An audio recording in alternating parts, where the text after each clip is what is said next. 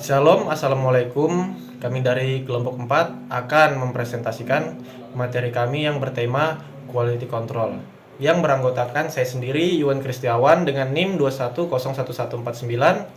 Yang kedua itu Muhammad Zakir Raihan dengan NIM 2101144. Dan yang ketiga ialah Marten Lempong Manda dengan NIM 2101139. Selanjutnya kita masuk pada abstrak. Peralatan yang tidak sesuai dengan standar keamanan seringkali membahayakan baik para pekerja maupun lingkungan yang ada di sekitar. Peralatan membutuhkan kondisi khusus untuk alat yang layak digunakan, yaitu harus memperhatikan ketentuan persyaratan dalam pembuatannya. Jika tidak, maka akan mengurangi fungsi alat, dapat merusak peralatan, dan dapat membahayakan nyawa seseorang. Jika alat tersebut tidak memenuhi standar, quality control proses pengecekan yang dilakukan untuk memastikan kualitas produk sesuai dengan standar yang ada dan tidak ada kecacatan sebelum produk atau layanan diluncurkan. Dan untuk meningkatkan efisiensi, untuk itu sebagai acuan implementasi penanganan alat yang memerlukan beberapa standar API yang khusus untuk setiap atau di beberapa penempatannya. Berikutnya kita masuk pada latar belakang. Quality control adalah sebuah usaha yang dilakukan untuk menentukan suatu kualitas peralatan yang diproduksi agar memenuhi spesifikasi yang dituju. Quality control merupakan proses penting dalam industri perminyakan untuk memastikan bahwa produk dan layanan yang dihasilkan memenuhi standar kualitas yang ditetapkan. Quality control teknik perminyakan meliputi berbagai metode dan prosedur untuk memastikan kualitas bahan mentah, proses produksi, dan produk akhir yang dihasilkan. Dalam industri perminyakan, quality control teknik sangat penting untuk memastikan keselamatan dan kinerja peralatan yang digunakan, serta menjaga kepercayaan pelanggan dan meminimalisir kerugian finansial. Selanjutnya kita masuk pada tujuan. Yang pertama ialah memahami konsep dasar quality control. Yang kedua, mengenal cara pengukuran dan pengujian quality control. Yang ketiga, mengetahui bagaimana cara kerja quality control. Berikutnya kita masuk pada dasar teori. Quality control atau pengendalian kualitas merupakan suatu metode yang digunakan untuk memastikan bahwa suatu produk atau layanan memenuhi standar kualitas yang telah ditetapkan. Quality control ini diperlukan untuk memastikan bahwa produk yang dihasilkan sesuai dengan standar yang telah ditetapkan, sehingga dapat memenuhi kebutuhan dan harapan pelanggan. Quality control secara umum dapat didefinisikan sebagai sistem yang menjaga tingkat kualitas yang diinginkan melalui umpan balik pada karakteristik produk atau layanan dan implementasi tindakan perbaikan dan kasus terjadinya penyimpangan karakteristik tersebut dari standar yang telah ditentukan. Dalam praktiknya, quality control melibatkan proses inspeksi, pengukuran, pengujian, dan analisa untuk memastikan bahwa produk atau layanan yang dihasilkan memenuhi standar kualitas yang telah ditetapkan. Quality control juga melibatkan proses record quality control, kualifikasi personil quality control, dan peralatan pengukuran dan pengujian quality control. Hal ini bertujuan untuk memastikan bahwa produk atau layanan yang dihasilkan memenuhi kebutuhan dan ekspektasi pelanggan, serta meminimalkan risiko cacat atau kegagalan produk atau layanan tersebut. Produk harus diproduksi dalam sistem manajemen kualitas pabrik yang sesuai dengan standar yang diakui secara internasional seperti API, Q1 atau ISO 9001. Pabrik harus memastikan pengendalian terhadap proses manufaktur yang disubkontrakkan. Berikutnya kita masuk pada pembahasan. Mutu adalah sebuah kesesuaian antara pekerjaan yang dilakukan dengan persyaratan. Suatu pekerjaan disebut bermutu jika sesuai dengan gambar, spesifikasi, dan berfungsi dengan baik. Mutu sangat penting karena sudah menjadi tuntutan, yaitu diperolehnya hasil pekerjaan yang aman dan nyaman digunakan. Ada beberapa pokok pembahasan terkait dengan quality control, yaitu yang pertama, ruang lingkup. Yang kedua, catatan quality control. Yang ketiga, peralatan pengukuran dan pengujian. Yang keempat, kualifikasi personil quality control. Yang kelima, persyaratan quality control. Dan yang keenam, kebutuhan catatan quality control. Berikutnya akan dilanjutkan oleh Saudara Martin. Berikutnya ada ruang lingkup.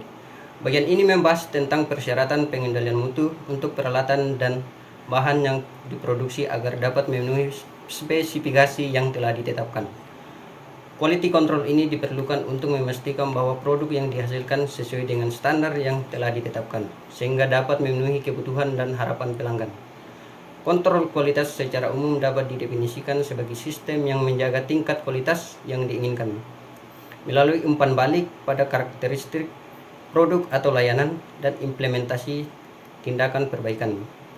Dalam kasus terjadinya penyimpangan karakteristik tersebut dari standar yang ditentukan.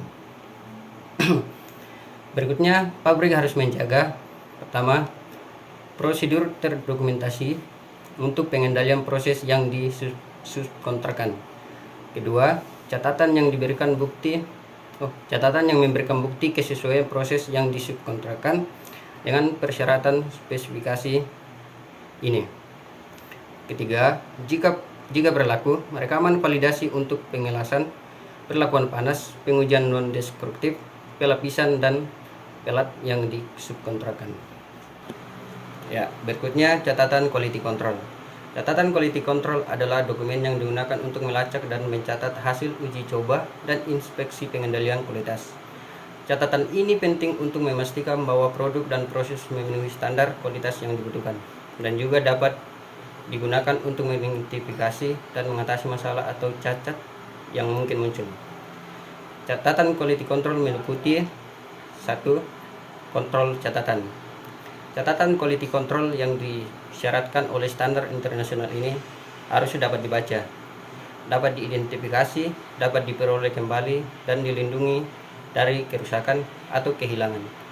Kedua, catatan harus disimpan oleh pabrik. Itu catatan uji material yang dalamnya ada analisis kimia, tes keregangan, uji impact jika diperlukan, dan uji kekerasan. Kedua, uji proses pengelasan. Dalamnya juga ada spesifikasi prosedur las, catatan kualifikasi prosedur las, dan catatan kualifikasi tukang las. Selanjutnya, catatan yang harus diberikan kepada pembeli. Catatan harus diberikan oleh pabrikan kepada pembeli. Catatan harus asli, peralatan yang dibuat untuk mematuhi aturan standar internasional.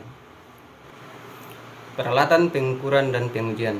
Peralatan yang digunakan untuk memeriksa, menguji, atau memeriksa bahan atau peralatan lain harus diidentifikasikan, dikendalikan, dikalibrasi, dan disesuaikan pada interval yang ditentukan sesuai dengan instruksi produsen yang didokumentasikan, dan sesuai dengan standar yang diakui secara nasional atau internasional yang ditentukan oleh produsen untuk mempertahankan akurasi yang diperlukan. Ya, alat pengukur tekanan itu jenis dan akurasi. Alat pengukur tekanan uji arus akurat sehingga setidaknya kurang lebih 0,5% dari rentang skala penuh. Kedua, produser kalibrasi. Alat pengukur tekanan harus dikalibrasi ulang secara berskala. Selanjutnya, alat pengukur tekanan meliputi jenis dan akurasi.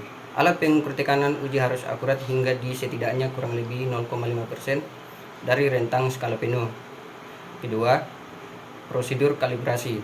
Alat pengukur tekanan harus dikalibrasi ulang secara berskala dengan alat pengukur tekanan utama atau mati berat tester pada 25%, 50%, dan 75% dari skala penuh. Ketiga, interval kalibrasi. Interval kalibrasi harus ditetapkan untuk dikalibrasi berdasarkan keterulangan dan tingkat penggunaan. Interval mungkin diperpanjang dan dipersingkat berdasarkan riwayat kalibrasi yang tercatat. Oke, selanjutnya ada kualifikasi personel quality control, di mana ada 3 kualifikasi. Yang pertama, personil pemeriksaan non-destruktif, di mana personil yang melakukan non-destructive assignment harus berkualifikasi sesuai dengan program pelatihan dokumentasi produsen yang didasarkan pada persyaratan yang ditentukan sebagai berikut. Yang pertama, memenuhi standar ISO 9712 dan ASNT, SNT, TC 1A. Kemudian yang kedua ada personil pemeriksaan visual. Personil yang melakukan pemeriksaan visual untuk penerimaan harus mengikuti dan lulus ujian penglihatan tahunan sesuai dengan prosedur tertulis dari produsen yang memenuhi persyaratan berlaku sebagai berikut, yaitu persyaratannya memenuhi standar ISO 9712 dan ASNT, SNT, TC 1A. Standar ASNT, SNT, TC 1A ini merupakan standar sertifikasi pedoman bagi para personil NDE. Yang ketiga, inspektur pengelasan. Di mana personil yang melakukan inspeksi visual pada operasi pengelasan dan pengelasan yang selesai harus memenuhi persyaratan kualifikasi sertifikat, yaitu kualifikasi sertifikat inspektur las bersertifikat AWS dan inspektur las bersertifikat oleh program pelatihan dokumentasi produsen. Selanjutnya, persyaratan quality control. Yang pertama adalah persyaratan umum. Persyaratan umumnya ini ada 4. Yang pertama, tabel quality control. Tabel quality control menyediakan matriks persyaratan quality control untuk bagian dan peralatan tertentu. Yang kedua, ada bahan-bahan. Spesifikasi ini mencakup persyaratan kualifikasi terperinci untuk bahan, tutup, pengait, dan sambungan ujung dan luaran, ring gasket, dan kupon tes kualifikasi. Kemudian yang ketiga ada instruksi quality control. Nah, semua pekerjaan quality control harus dikendalikan oleh instruksi tertulis dari produsen yang mencakup metodologi yang tepat dan kriteria penerimaan kuantitatif dan kualitatif. Kemudian, instruksi non-destructive assignment harus memenuhi persyaratan spesifikasi dan semua standar spesifikasi harus diakui secara nasional atau internasional yang ditentukan oleh produsen. Semua instruksi NDE harus disetujui oleh examiner level 3. Kemudian yang keempat, status penerimaan. Status penerimaan semua peralatan, bagian, dan material harus ditunjukkan baik pada peralatan, bagian, atau material atau dalam catatan yang dapat dilacak hingga peralatan, bagian, atau material tersebut. Selanjutnya kita masuk di bagian persyaratan quality control. Untuk yang pertama, persyaratan untuk body, kap mesin, dan ujung konektor dan outlet. Dimana di sini ada empat persyaratan. Yang pertama itu PSL 1, PSL 2, PSL 3, dan PSL 4. Dimana PSL ini adalah singkatan dari Product Safety Labs. Nah, pada Product Safety Labs ini terdapat lagi di dalamnya banyak pengujian, misalnya uji tarik, uji kekerasan, uji benturan. Baik, kita masuk di bagian pertama, yaitu uji tarik. Nah, di dalam uji tarik ini terdapat beberapa pengujian, yaitu yang pertama uji spesimen. Ini untuk PSL 1. Uji tarik spesimen harus dilakukan dari tes kupon sebagaimana berlaku. Tes kupon ini harus digunakan untuk memenuhi syarat panas dan bodi, kap mesin, serta konektor ujung dan outlet yang dihasilkan dari panas tersebut. Selanjutnya metode. Untuk PSL 1, 2, 3, dan 4. Uji tarik harus dilakukan pada suhu ruangan sesuai dengan prosedur yang ditetapkan dalam ASTM A370. Uji tarik dilakukan minimal 1 kali percobaan. Kemudian selanjutnya ada pengujian ulang untuk PSL 1, 2, 3, dan 4. Nah, jika hasil uji tarik tidak memenuhi persyaratan yang berlaku, 2 uji tambahan dapat dilakukan dalam upaya untuk memenuhi syarat material.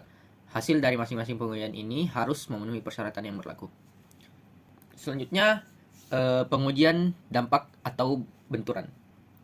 Nah, di dalam pengujian dampak atau benturan ini terdapat 3 lagi pengujian. Yang pertama adalah pengambilan sampel. Ini untuk PSL 1, 2, 3, dan 4.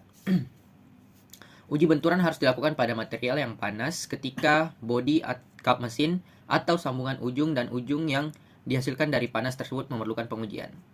Kemudian yang selanjutnya metode uji spesimen. PSL 1, 2, 3, dan 4. Uji spesimen uji spesimen tarik harus dikeluarkan dari tes kupon sebagaimana berlaku. Tes kupon ini harus digunakan untuk memenuhi syarat panas bodi kap mesin serta konektor ujung dan outlet yang dihasilkan dari panas tersebut. Selanjutnya, metode. Ini untuk PSL 1, 2, 3, dan 4. Uji benturan harus dilakukan sesuai dengan prosedur yang ditentukan dalam ASTM A370 menggunakan teknik Charpy V-Notch. Nah, untuk memenuhi syarat material untuk peringkat suhu APA, uji benturan harus dilakukan pada atau di bawah suhu terendah dari rentang klasifikasi tersebut. Selanjutnya, pengujian ulang untuk setiap PSL 1, 2, 3, dan 4. Jika pengujian gagal, maka pengujian ulang tahap 3 spesimen tambahan atau diambil dari lokasi yang sama dalam QTC yang sama. QTC atau TC untuk komponen PSL1. Jadi untuk komponen PSL1 itu ada tambahan QTC atau TC itu untuk komponen PSL1. Selanjutnya uji kekerasan untuk PSL1, 2, 3, dan 4. Pengujian kekerasan harus dilakukan sesuai dengan prosedur yang ditentukan dalam ASTM E10 atau E18. Kekuatan tarik rata-rata sebagaimana ditentukan dari hasil uji tarik harus digunakan dengan pengukuran kekerasan Qualification Test Coupon atau QTC untuk menentukan nilai kekerasan minimum yang dapat diterima oleh komponen produksi yang dibuat dari panas yang sama. Nilai kekerasan minimum yang dapat diterima untuk bagian manapun harus ditentukan dengan rumus seperti berikut ini. Di mana untuk mencari kekerasan primer minimum yang dapat diterima oleh suku cadang setelah siklus perlakuan panas akhir, itu kita membagi antara kekuatan tarik utama minimum yang dapat diterima untuk peruntukan material yang berlaku dengan kekuatan tarik rata-rata tertinggi yang ditentukan dari uji tarik QTC tadi. Kemudian kita kali dengan rata-rata nilai kekerasan Brinell yang diamati di antara semua pengujian yang dilakukan pada QTC. Perlu diketahui, persyaratan pengujian kekerasan untuk PSL2 harus sama dengan persyaratan PSL1 kecuali semua bagian harus diuji. Kemudian, yang kedua, persyaratan pengujian kekerasan untuk PSL3 harus identik dengan persyaratan untuk PSL2 kecuali satu pengujian kekerasan harus dilakukan pada setiap bagian yang sudah jadi dengan pengujian tambahan pada setiap permukaan sambungan ujung di lokasi yang ditentukan dalam dokumen desain pabrikan. Kemudian, untuk PSL4 harus identik dengan persyaratan untuk PSL2.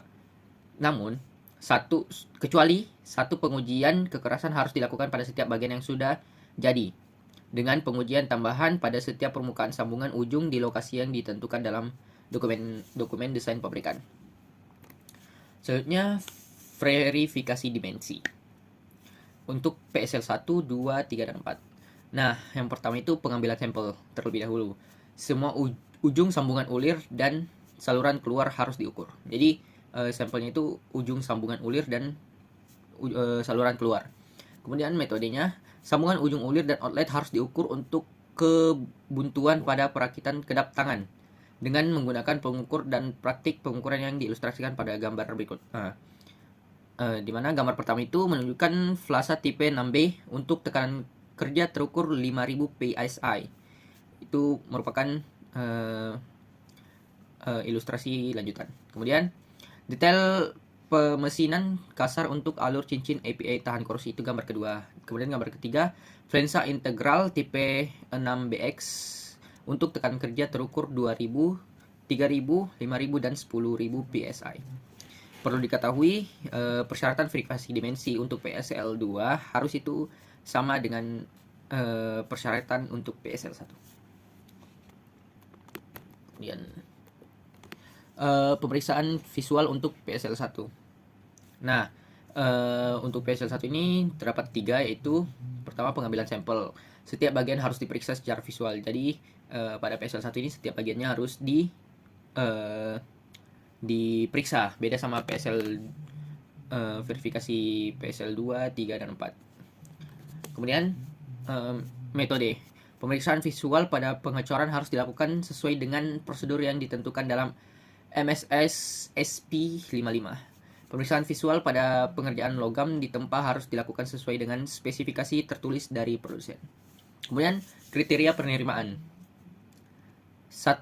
Pengecoran sesuai dengan MSS SP55 tipe 1 1N diterima, tipe 2 hingga 12A dan B.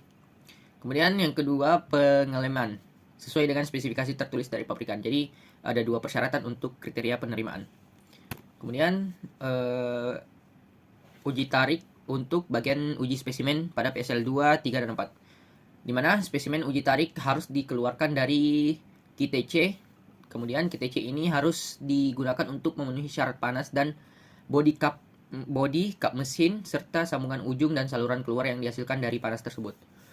Kemudian ketertelusuran untuk PSL 2. Identifikasi harus dipertahankan pada bahan dan suku cadang untuk memfasilitasi ketertelusuran sebagaimana disyaratkan oleh persyaratan produsen yang terdokumentasi. Persyaratan ketertelusuran yang didokumentasikan oleh produsen harus mencakup ketentuan untuk pemeliharaan dan atau penggantian tanda identifikasi dan catatan kontrol identifikasi. Kemudian pemeriksaan visual khusus untuk PSL 2. Persyaratan pemeriksaan visual untuk permukaan yang tidak dibasahi dan tidak disegel harus identik dengan persyaratan untuk PSL 1. Permukaan yang dibasahi dan disegel harus diperiksa dengan metode non-destructive examination atau NDE. Permukaan. Jadi pemeriksaan visual ini permukaan yang dibasahi dan disegel harus diperiksa lagi menggunakan metode NDE permukaan. Perlu diketahui pemeriksaan visual untuk PSL 3 tidak diperlukan. Jadi pemeriksaan visual untuk PSL 3 Product Safety Labs 3 ini tidak perlu dilakukan. Kemudian ketertelusuran untuk PSL 3. Suku cadang yang diproduksi dengan PSL 3 harus dapat dilacak ke tempat perlakuan panas dan panas tertentu. Kemudian analisis kimia untuk PSL 2, 3, dan 4. Di analisis kimia ini terdapat 3 bagian. Yang pertama itu pengambilan sampelnya terlebih dahulu. Analisis kimia ini harus dilakukan dengan basis panas. Jadi sampelnya itu harus dengan basis yang panas. Kemudian metode untuk analisis kimia ini, analisis kimia harus dilakukan sesuai dengan standar yang diakui secara nasional atau internasional yang ditentukan oleh produsen. Kemudian yang ketiga, kriteria penerimaan. Komposisi kimiawi harus memenuhi persyaratan komposisi dan spesifikasi tertulis dari produsen.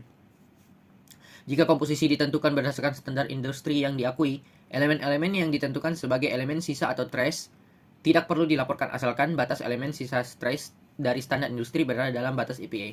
Jadi komposisi elemen-elemennya ditentukan sebagai elemen trace, tidak perlu dilaporkan bila elemen sisa ini berada di dalam batas EPA. Kemudian material NDE ferromagnetik permukaan untuk PSL 2. Terdapat 3 bagian. Yang pertama, pengambilan sampel. Semua permukaan yang dibasahi yang dapat diakses dan semua permukaan penyegelan yang dapat diakses dari setiap bagian yang sudah jadi harus diperiksa secara magnetik setelah perlakuan panas akhir dan operasi pemesinan akhir. Kemudian bagian metode. Semua bahan ferromagnetik harus diperiksa sesuai dengan prosedur yang ditentukan dalam ASTM E709. Produk tidak diizinkan pada permukaan cairan atau permukaan penyegelan. Kemudian kriteria penerimaan. Kriteria penerimaan untuk material NDE ferromagnetik permukaan untuk PSL 2 itu ada 3. Yang pertama, tidak ada indikasi yang relevan dengan dimensi utama yang sama dengan atau lebih besar dari 3/16 inch atau 5 mm. Yang kedua, tidak lebih dari 10 indikasi yang relevan dalam area seluas 6 inci atau 40 cm secara terus-menerus. Kemudian 4 atau lebih indikasi yang relevan dalam satu garis yang dipisahkan oleh kurang dari 1/16 inch atau 1,6 mm ujung ke ujung. Nah, tidak dapat diterima. Selanjutnya, material NDE non-ferromagnetik permukaan untuk PSL 2. Ada 3 juga bagian. Yang pertama, pengambilan sampel. Semua permukaan yang dibasahi yang dapat diakses dan semua permukaan penyegelan yang dapat diakses dari setiap bagian yang sudah jadi harus diperiksa dengan cairan penetran setelah perlakuan panas akhir dan operasi pemesinan akhir. Kemudian yang kedua adalah metode. Semua bahan non-ferromagnetik harus diperiksa sesuai dengan prosedur yang ditetapkan dalam ASTM E165. Kemudian kriteria penerimaan. Nah, kriteria penerimaan untuk non-ferromagnetik ini ada 4.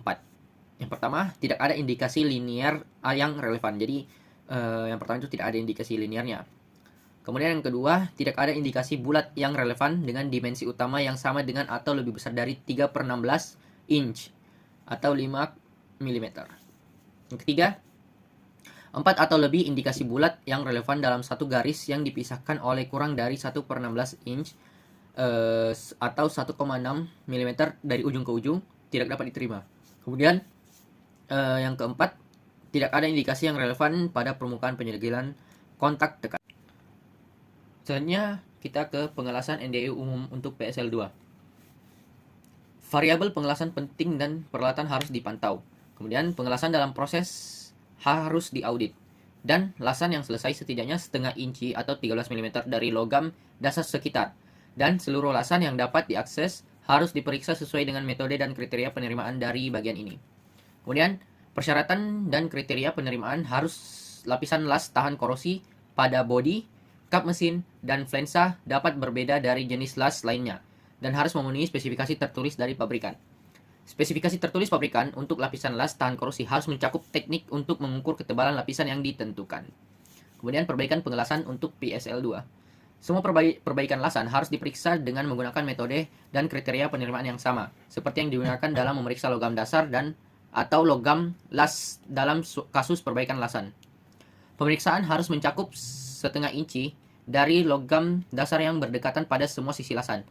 Permukaan yang disiapkan untuk pengelasan harus diperiksa sebelum pengelasan untuk memastikan penghilangan cacat ke tingkat yang dapat diterima. Selanjutnya, non-destructive excitement permukaan untuk PSL3 dan 4. Semua permukaan yang dapat diakses dari setiap bagian yang sudah jadi harus diperiksa. Semua pemeriksaan partikel magnetik harus menggunakan metode wet fluorescence. NDE permukaan harus dilakukan pada semua permukaan yang disiapkan untuk lapisan logam las. Selanjutnya, pemeriksaan pengelasan visual untuk PSL3. Pemeriksaan pengelasan visual untuk PSL3 ini terbagi jadi dua bagian. Yang pertama, pengambilan sampel. 100% dari semua lasan harus diperiksa secara visual setelah perlakuan panas pasca las dan operasi pemesinan. Pemeriksaan harus mencakup setengah inci logam dasar dan yang berdekatan di kedua sisi lasan. Jadi sampel untuk pemeriksaan pengelasan visual ini yaitu logam yang ukurannya setengah inci dari kedua sisi. Kemudian kriteria penerimaan. Semua lasan yang mengandung tekanan harus memiliki penetrasi sambungan yang lengkap. Undercut tidak boleh mengurangi ketebalan di area tersebut atau dengan mempertimbangkan kedua sisi, hingga di bawah ketebalan minimum.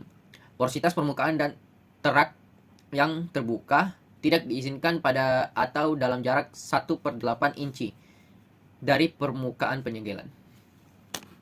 Selanjutnya, serialisasi untuk PSL3. Nah, setiap bagian dan atau peralatan harus diberi dan ditandai dengan kode unik untuk menjaga ketertelusuran dan catatan terkait. Jadi untuk memudahkan mencari barangnya atau untuk memudahkan dalam pencatatan barang tersebut itu harus diberi kode yang unik. Kemudian selanjutnya non-destructive excitement volumetric untuk PSL3.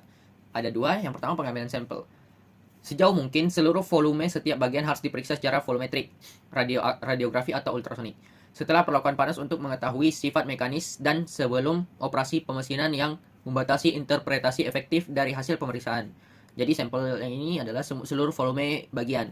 Itu diperiksa secara radiografi dan atau diperiksa secara ultrasonik. Terus masuk di metode pemeriksaan ultrasonik. Yang pertama, bagian yang dipanaskan. Pemeriksaan ultrasonik pada komponen yang diproses dengan panas harus dilakukan sesuai dengan prosedur flat bottom hole yang ditetapkan dalam ASTM A388, kecuali metode pencelupan dapat digunakan, dan ASTM E428. Kemudian yang kedua yaitu kalibrasi. Kurva amplitudo jarak atau DAC harus didasarkan pada lubang bawah rata 1/16 inci untuk ketebalan logam hingga 11/2 inci. lubang bawah rata 1/8 inci untuk ketebalan logam dari 11/2 inci hingga 6 inci, dan lubang bawah rata 1/4 inci untuk ketebalan logam yang melebihi 6 inci.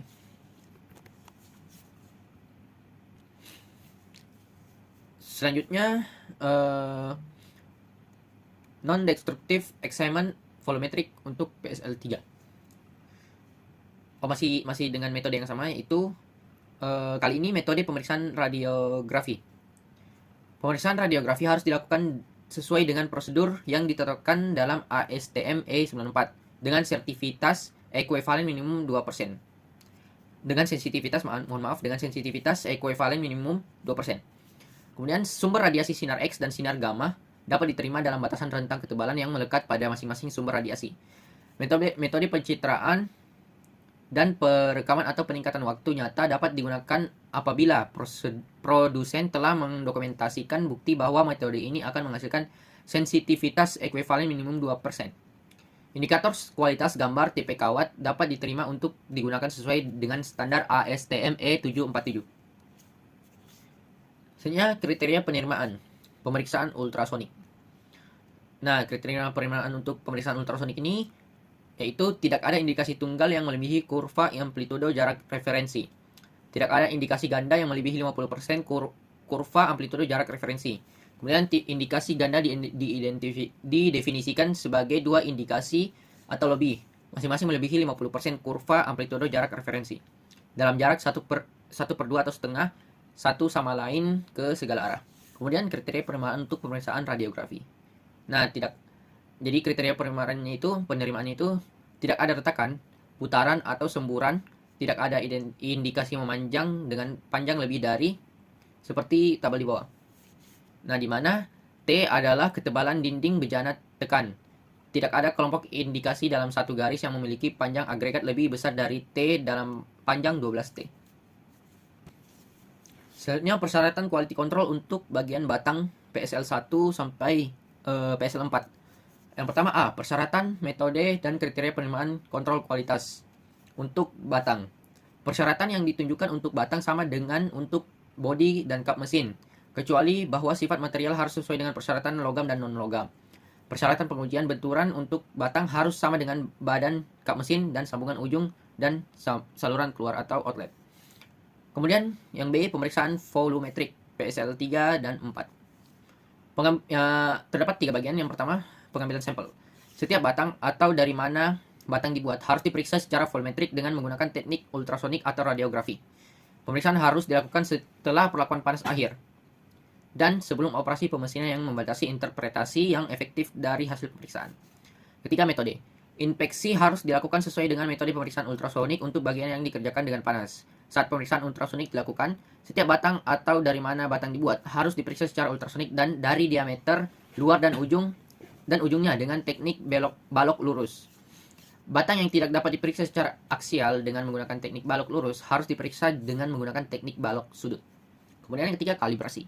Kurva amplitudo jarak berdasarkan lubang bawah datar 1/8 inci menggunakan teknik sinar lurus dan lubang bor samping 1/16 inci kedalaman 1 inci menggunakan teknik sinar sudut.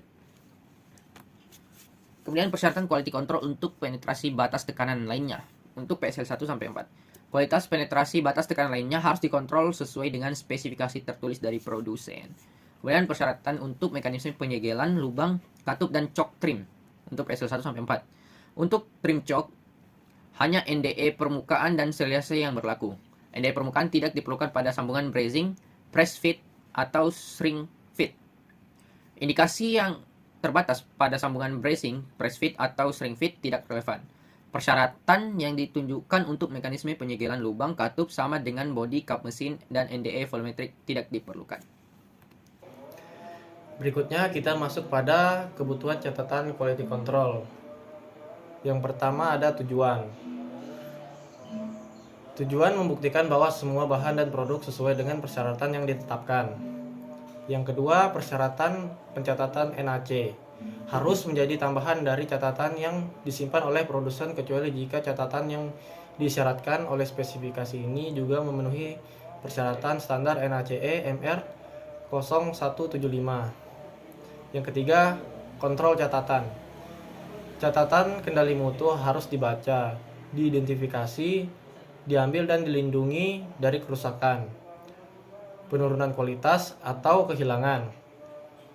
Catatan kendali mutu yang disyaratkan oleh spesifikasi ini harus disimpan oleh produsen selama minimal 5 tahun setelah tanggal pembuatan. Selanjutnya, catatan yang harus disiapkan produsen. Yang pertama, PSL1 mencakup catatan uji material. Catatan uji material meliputi analisis kimia, uji tarik, uji benturan, dan uji kekerasan. Selanjutnya, proses pengelasan yang mencakup spesifikasi prosedur pengelasan, catatan kualifikasi prosedur pengelasan, dan catatan kualifikasi tukang las. Selanjutnya itu catatan kualifikasi personel NDA serta uji kekerasan. Berikutnya yang kedua, PSL2. Semua catatan PSL1 diperlukan untuk PSL2.